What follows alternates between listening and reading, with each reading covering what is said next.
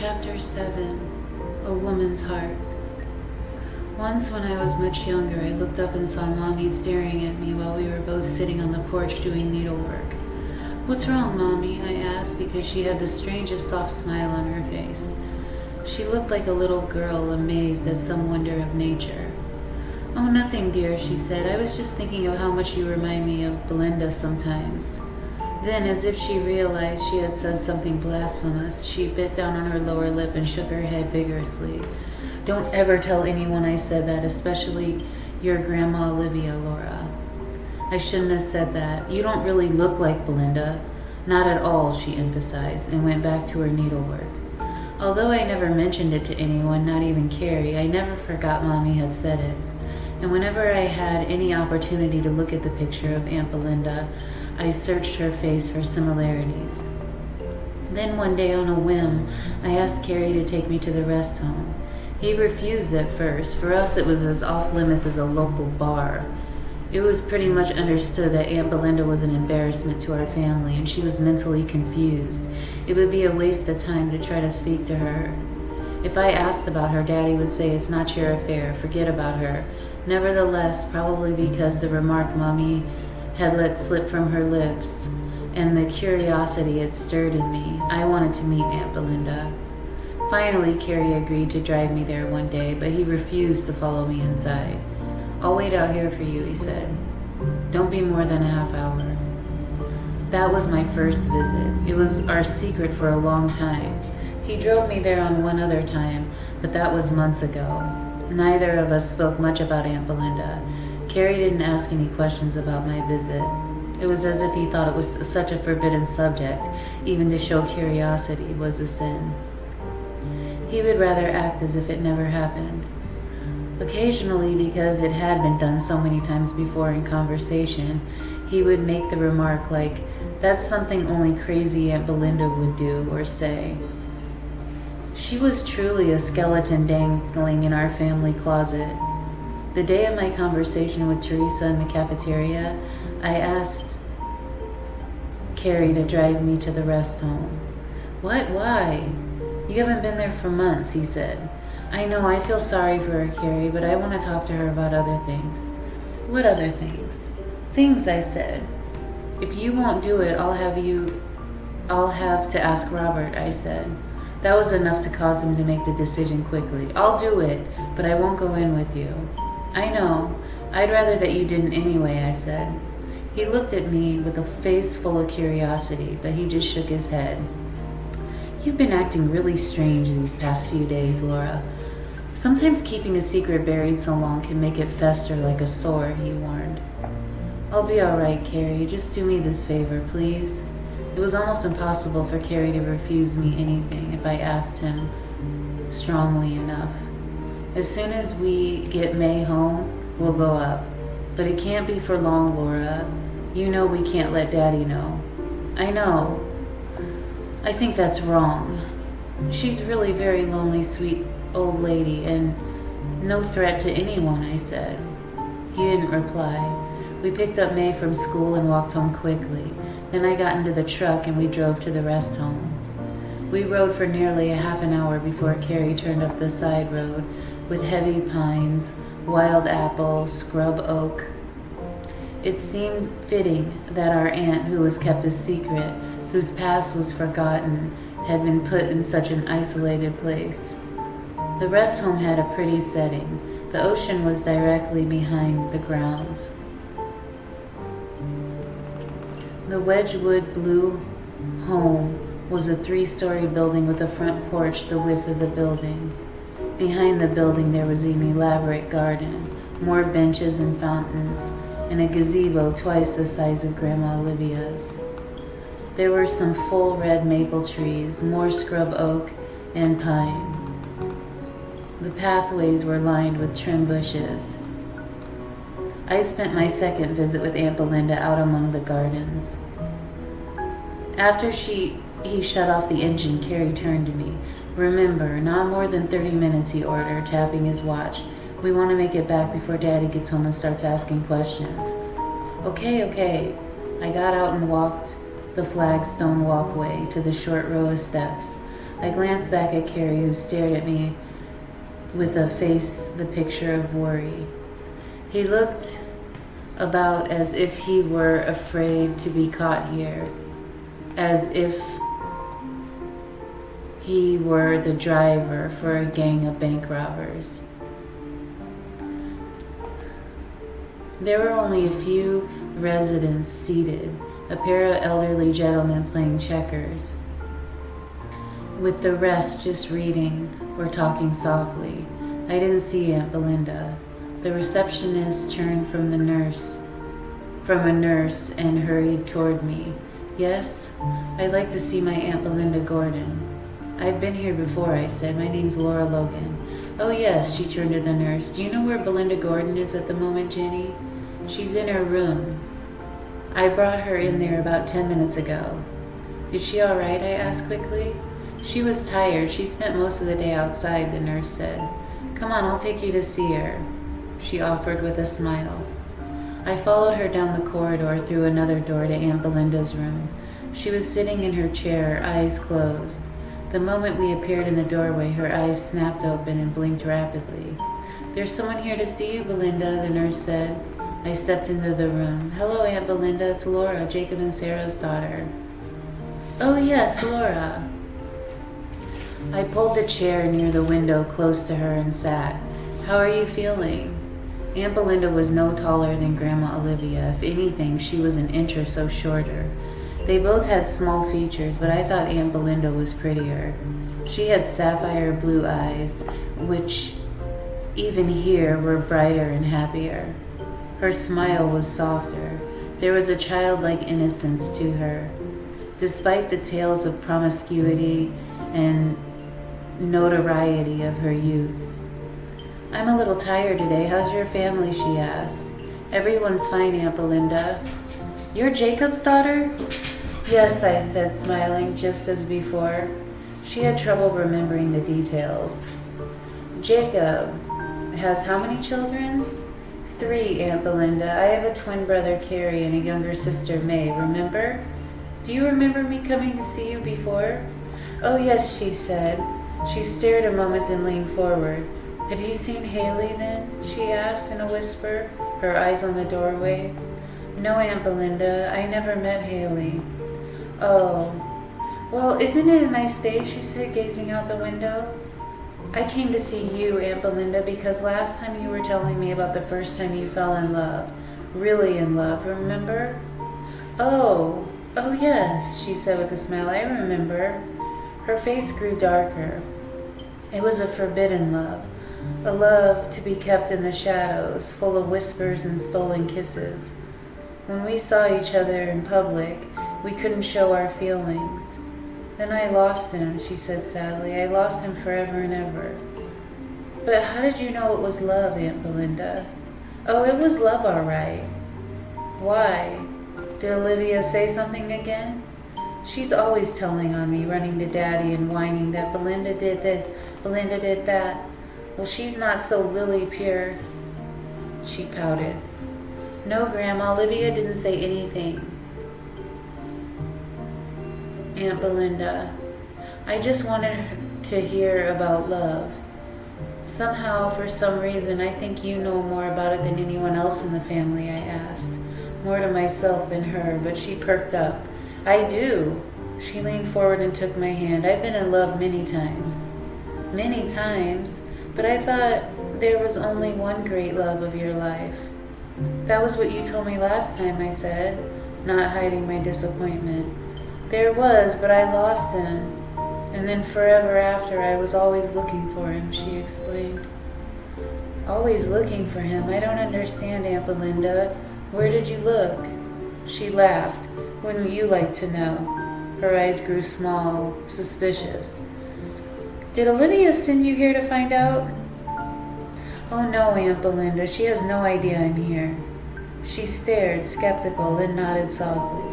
Every time I fall in love with someone, Olivia falls in love with him too. She always says she was the first, that he liked her first and I stole him away by being promiscuous. Well, no one likes her because she's a cold fish. She won't ever hold hands in public. You can run back and tell her I said that if you want. I won't tell her anything you say to me, Aunt Belinda, I assured her. If you love someone, she continued, you're not afraid to touch him or have him touch you. Olivia says that's ridiculous. She says it's not necessary to touch all the time, and she hates kissing. Oh, she'll deny that. She'll say kissing is private, but she doesn't. I know. Young men have told me. She turns away all the time. She laughed, then leaned forward again. You know what I heard Samuel tell someone? He told him she won't make love with the lights on, and never with the covers off. She has to have something someone is dying to see. She paused and looked at me closely again. What did you say your name was, dear? I'm Laura, Aunt Belinda, Sarah and Jacob's daughter, Laura. How can you be in love so many times, Aunt Belinda? Isn't love something special? It always was, every time, she replied. She pulled the corners of her mouth and nodded. You just make sure they respect you and treat you like a lady. Don't let them know you love them right away. Let him twist and torment himself, and then, she said with a wide smile, when you finally say yes, he will think you have given him the world. I was in love once, she added wistfully, a long time ago. A sweet boy, handsome. He thought the sun rose and set on my moods. When you were sad, he said, you bring the rain clouds, but when you smile, the sun is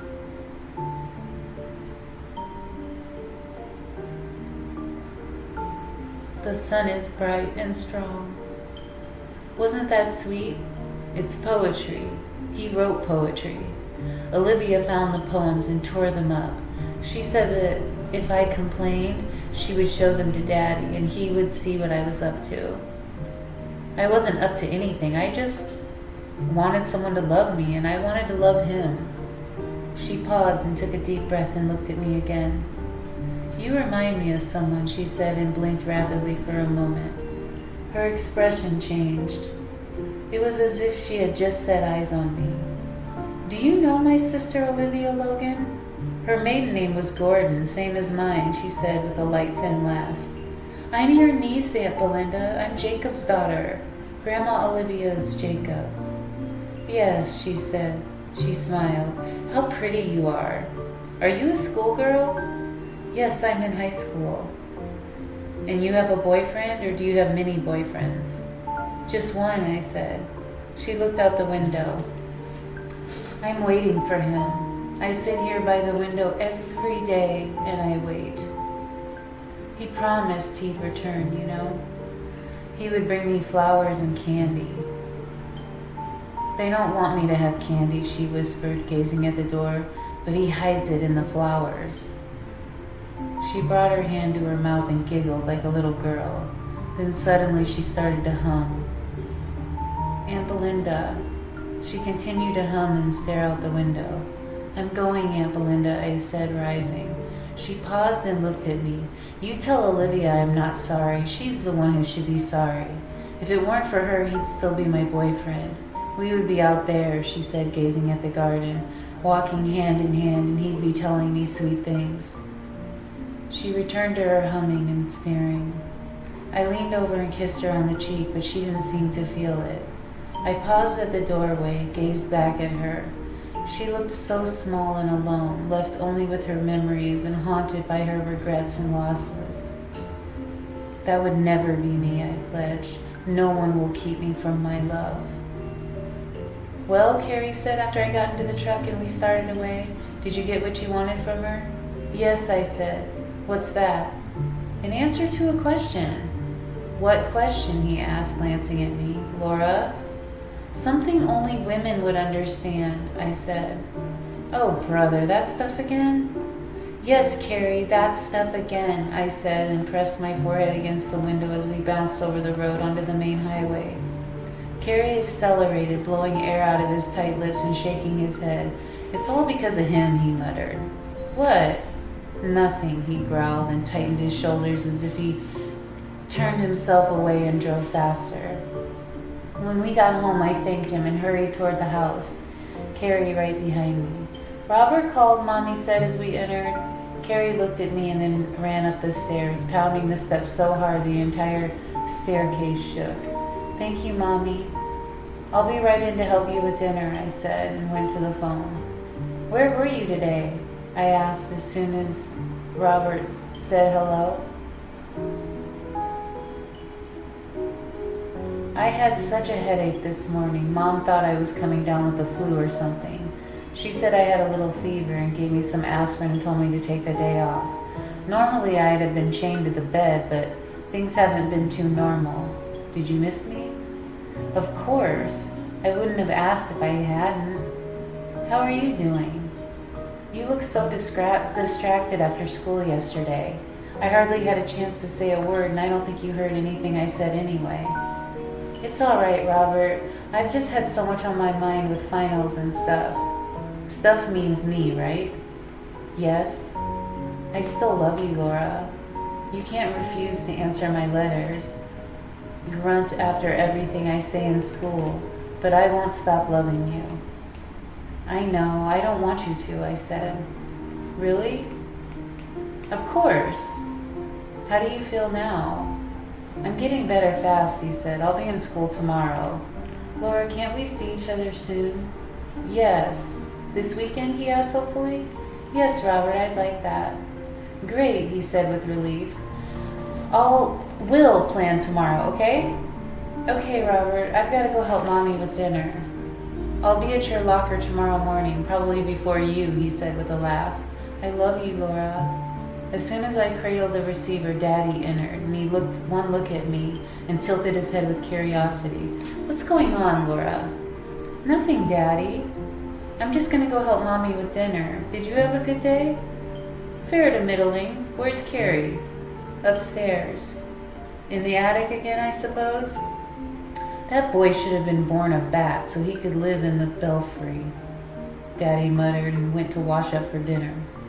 After dinner, Mommy insisted I go up and study and not waste time helping her clean up. Besides, she said, signing to May, May's big enough to help all by herself now. Up in my room, I began to worry that I'd lost my ability to concentrate and would do poorer than I expected on my finals. If I continued to do as well as I had, I would be my class valedictorian next year. I knew how important that was to Mommy and especially Grandma Olivia. I hadn't been at my desk long before I heard the phone ring. I listened, wondering if Robert was calling again. No one called me to the phone, so I went back to my notes. Then I heard Daddy's heavy footsteps on the stairway. I looked up because I sensed I sensed he stopped at my door. He knocked. Yes? He opened the door and stood there, his hands on his hips. Daddy always seemed to feel out of place in my room. My things were too dainty, too sparkly for him to touch. Even though he gave money to Mommy and approved the gifts and stuffed animals and dolls and ceramics, he looked uncomfortable around them. When I was just a little girl, not much older than May, Daddy rarely came into my room. He always said his goodnight from the doorway. Once or twice he came to my bedside when I had a fever and when I had the measles. Laura, where did you go today? He demanded. You mean after school? I replied. You know what I mean, Laura, he said, his voice dripping with disappointment. I never lied to Daddy face to face, and I wasn't about to now. I went to see Aunt Belinda, I admitted. Who took you there, Carrie or Robert Royce? Daddy. Who took you there, Laura? I took her, Carrie confessed from the attic doorway. Daddy spun around and glared at him. You know I told you distinctly never to go there, Carrie. I never knew Daddy had strictly forbidden him. It made me feel worse for asking him to do it. He didn't go in, Daddy. I went to see her myself. Carrie waited in the truck, and he didn't want to take me. I made him. You can't make a young man Carrie's age do anything he doesn't want to do, Daddy said. She didn't make me, Carrie said. You turn those truck keys over to me, Carrie. I don't want you using it until I say again. Here? Okay, Carrie said. Here. He tossed them down and Daddy caught them in his right hand, which only turned the fury in his eyes another notch. Then he looked at me. I thought you were clear on this matter, Laura. I thought you understood I didn't want you going up there. That it disturbed your grandmother. But why, Daddy? I don't understand how it disturbs anyone for me to go get a lonely old lady. It's family business, he said. So I'm part of the family. Why can't I visit her? Belinda's a black sheep of the family. It's a matter of reputation, family honor, he said. Why is she the black sheep? I don't have to go into details, Laura. She was not a good girl, a decent girl. She gave Grandma Olivia's father and mother a lot of grief, and that behavior continued long until they were gone. Only then it fell on Grandma Olivia's shoulders. She's done right by her, and that's that. It's embarrassing for me to have to learn my children disobeyed me. It says in the Bible, honor thy mother and father, Laura. It's a sin not to. Remember that, he warned. But there's no buts. I absolutely forbid you to go up there again. Understand? Do you, Daddy demanded. The tears came to my eyes and blurred my vision.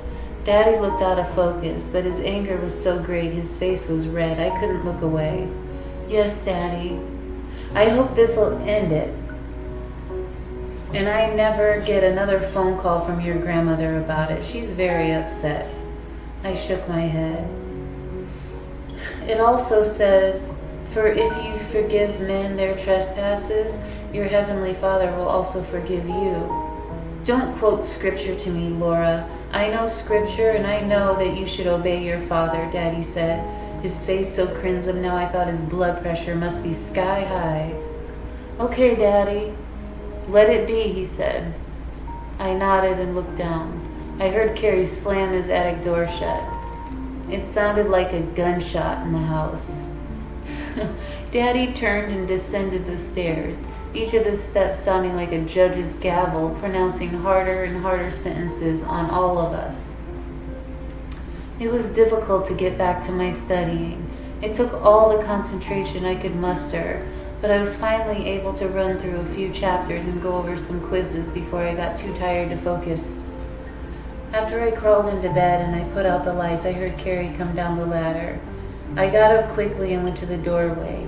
He was turning to go to his room. Carrie? What? He snapped. I'm sorry about what happened with Daddy. I told you it would. I don't know why you had to go up there. Why is it so important right now? He said. Girl stuff.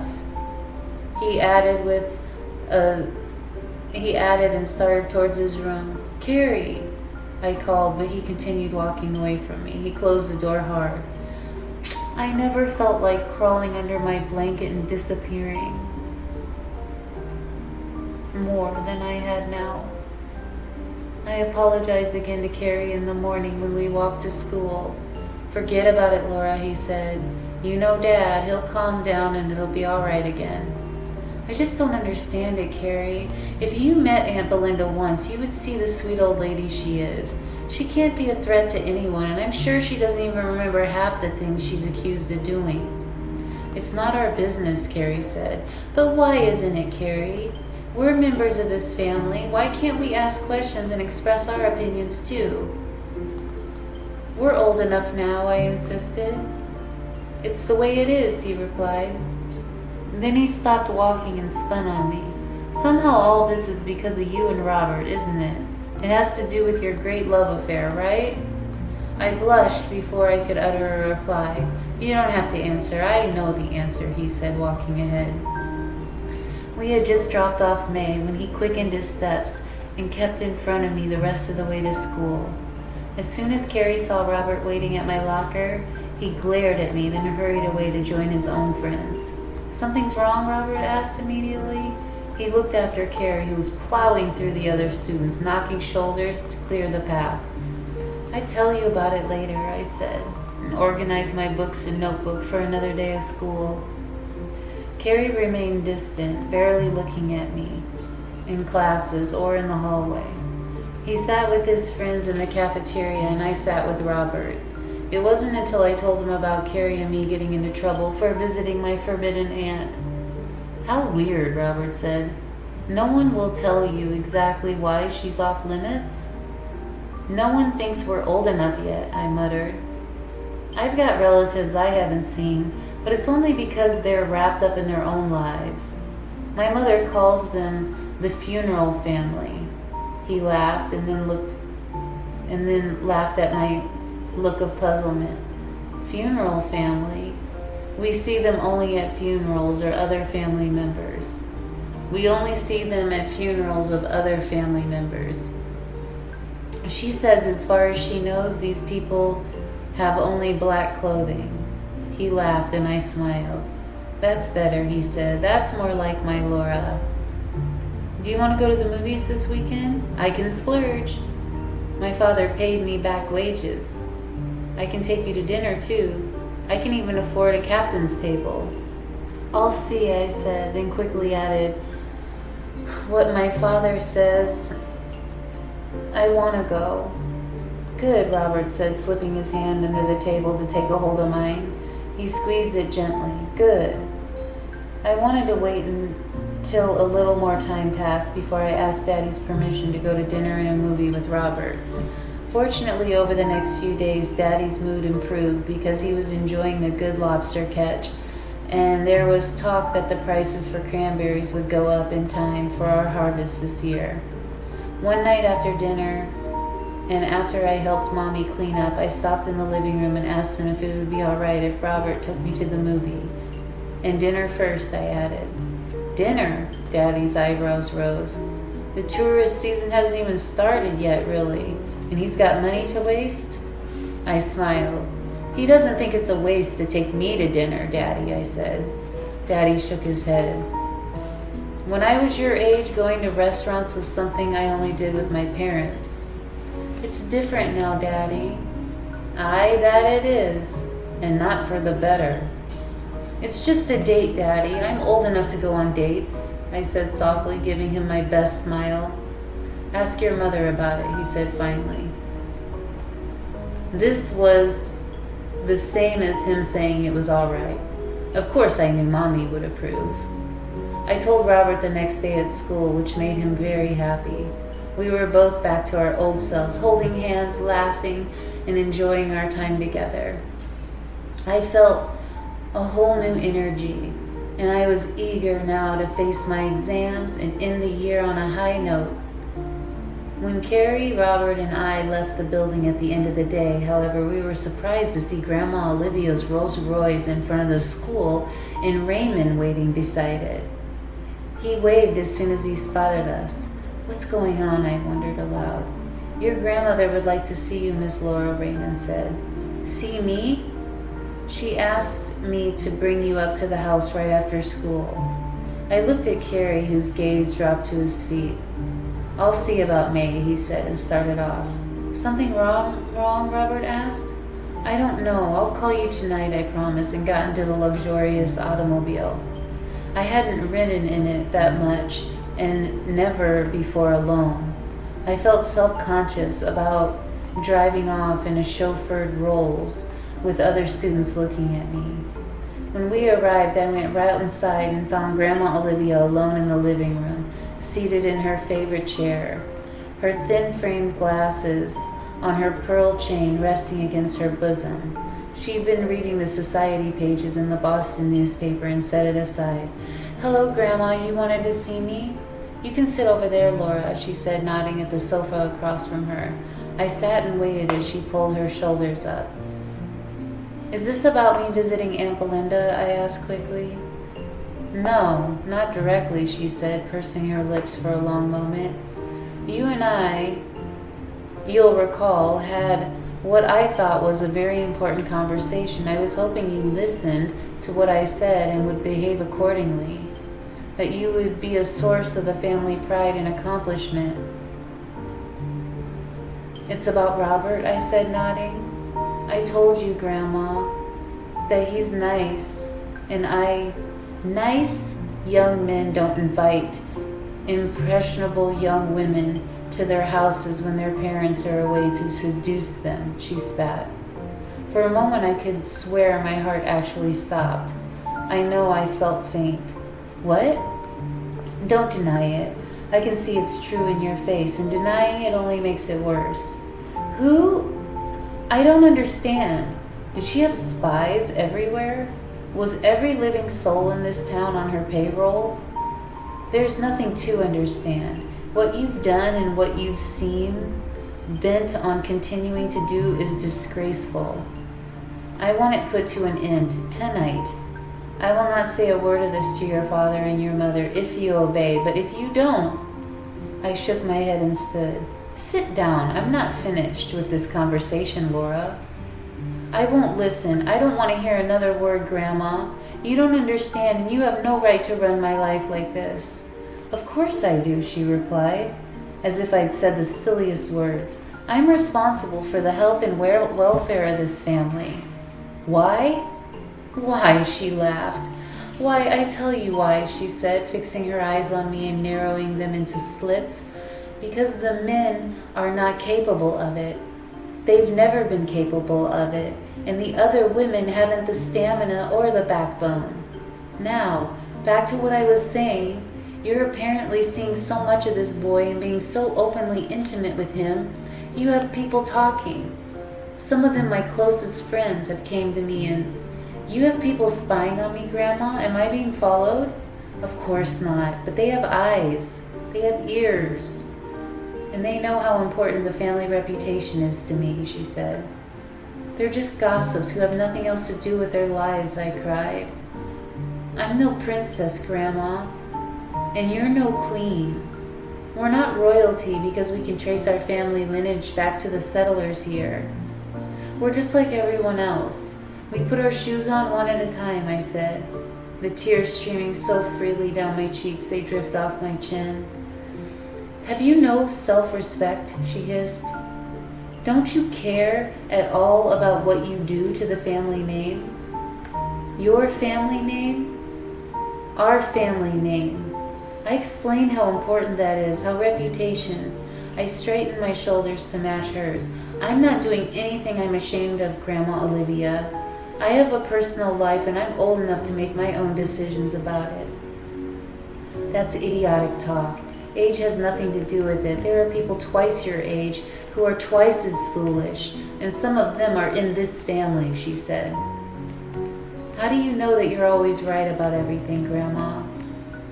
It's my unfortunate destiny to be right about everything, she said calmly, resting her hands on the arms of the chair, because with it comes awesome responsibility of looking after the family.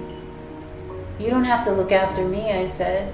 Apparently I do, even more than I first thought. I'm warning you, Laura, don't defy me. I'll go to your father tonight and reveal what you've already done. Just think of what such a revelation will do to your parents. I shook my head, unable to speak. Now, quietly end the relationship.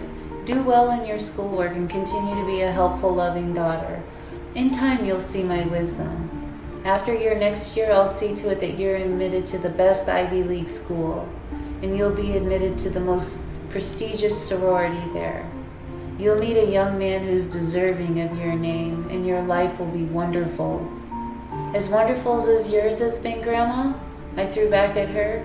She stiffened. With a sister locked away in a rest home and deserted by her family, and with a son who's disowned? No thank you, I said. Laura, stop being impudent. You will always do as I say, and you will carry out my threat. Or I will carry out my threat.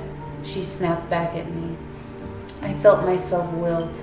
Mommy and Daddy would be devastated to hear about my evening with Robert. All their trust for me would be gone.